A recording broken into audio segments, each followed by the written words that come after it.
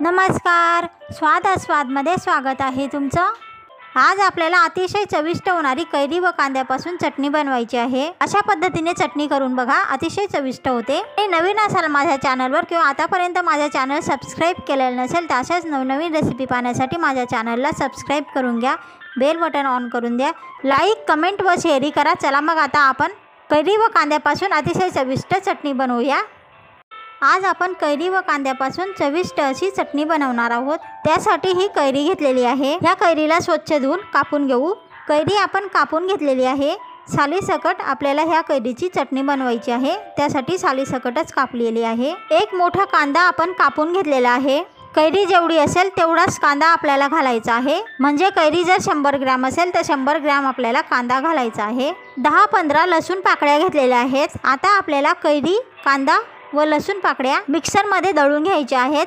पाणी न घालता दळा। कांदा व कैरीचं पाणी सुटल्यामुळे सहज दळता येतं। त्या मिक्सरमध्ये आपण या सर्व वस्तू दळून घेणार आहोत। कैरी, कांदा व लसूण पाकळ्या आपण दळून घेतलेल्या आहेत, अगदी बारीक दळायच्या। आता मिक्सरमध्ये दळून घेतलेली ही पेस्ट आपण एका भांड्यामध्ये काढून घेणार आहोत। कैरी, कांदा व लसूण पाकळ्यांची ही पेस्ट शिजवून घ्यायची नाही, म्हणजे ह्या पेस्टला आपण कच्चीच ठेवणार आहोत। फक्त आपण वरून फोडणी घालून घेणार आहोत। त्यासाठी ह्या चटणीसाठी मी अर्धी कैरी वापरलेली होती, म्हणजे जवळजवळ 100 ग्रॅम कैरी वापरलेली होती। त्यानुसार हे साहित्य घेतलेलं आहे। हे अर्धा टेबलस्पून मोहरी घेतलेली आहे, 2 टेबलस्पून जिरे घेतलेले आहे। तुमच्या चवीनुसार मिरची पावडर घ्या आणि चवीनुसारच मीठ घ्या आणि 2 पडे आपण तेल वापरलेलं आहे। आता फोडणी देऊन घेऊया। तापलेल्या तेलामध्ये मोहरी घालून घेऊ, जिरे घालून घेऊ।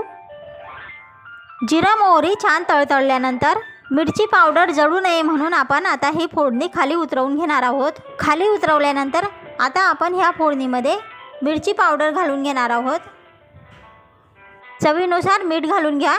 सर्व साहित्य व्यवस्थित मिक्स करून घ्या आणि त्यानंतर आपल्याला ह्या फोडणीला आपण जी कैरी, कांदा व लसूण पासून पेस्ट केलेली होती त्यामध्ये ही कळकळीत फोडणी टाकून घ्यायची आहे।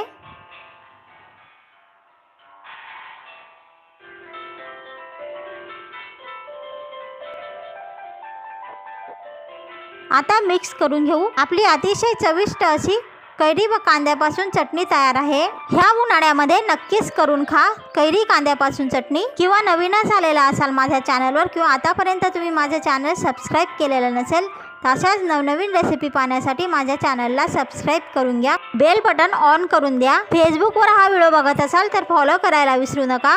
व्हिडिओला लाईक करून द्या, छानशी कमेंट करायला विसरू नका।